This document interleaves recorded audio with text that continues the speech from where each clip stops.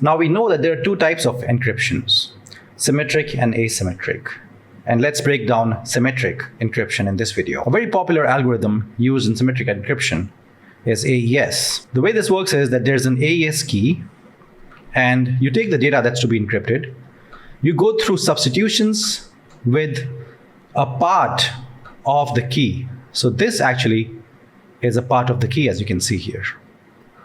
So you perform substitutions, then you perform permutations, again, which is another subkey or subpart of the key. And then some mixing operations, which again is a part of the key. So when you've gone through three different functions with the original data, at the end, you get ciphertext. The ciphertext is obviously related to the AES key. And that's how we'll get the original information back from the ciphertext. Now, the way this works is, let's assume that the user has just purchased something from an e-commerce website, and the server wants to send payment-related information back to the user. So it has information like the payment amount, status, and the next payment due. All of this information gets encrypted with the help of one particular key.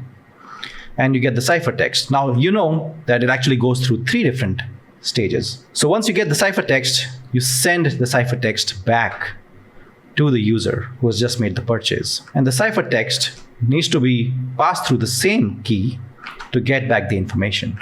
What this means is, on both the sides, the key is the same. So the same key is used by the user's PC and the same key is used by the server. And this is why it's called as symmetric encryption, because the same key is used on both the sides. I want to take a quick break to tell you guys about my cohort, which is called Algoroq. Now, it's a 3-month, highly focused cohort on system design. Now, the idea is that in the next few years, human engineers won't be writing a lot of code.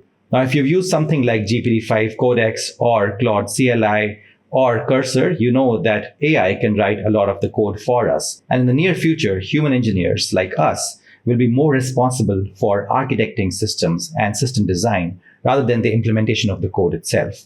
And this is why this 3-month self-paced cohort focuses on ultra-modern system design problems like building AI agentic platforms, building platforms that serve LLM models, building tools like Cursor, building decentralized messaging applications, distributed loggers, distributed file systems, and many more such difficult system design problems.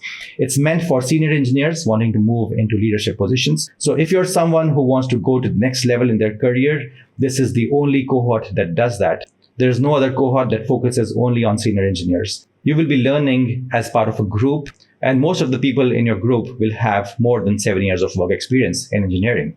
So check out the Algoroq website that's in the description of this video.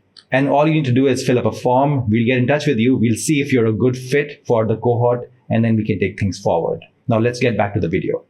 Now, the problem with symmetric encryption is if there's a hacker that's listening to the messages, in the beginning, when the key exchange is taking place, when the user's PC and the server are deciding between the key required to encrypt and decrypt the messages, and if a hacker is listening, especially at that moment, hacker can then easily sniff out the common key and decrypt any message. But more scary than that is that the hacker can encrypt and send a new message to make it appear as the other trusted party is sending it. So what that means is that the user's PC is going to start trusting all the messages that are coming from the hacker, just because the hacker is encrypting the messages with the same key which the server and the user have agreed upon. So with symmetric encryption, you have the same key for encryption and decryption, and it's very fast, efficient, and can be used for bulk data.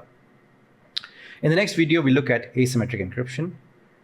It's a little different from symmetric encryption and a lot more effective, but it's also not as fast or as efficient. So see you in the next one.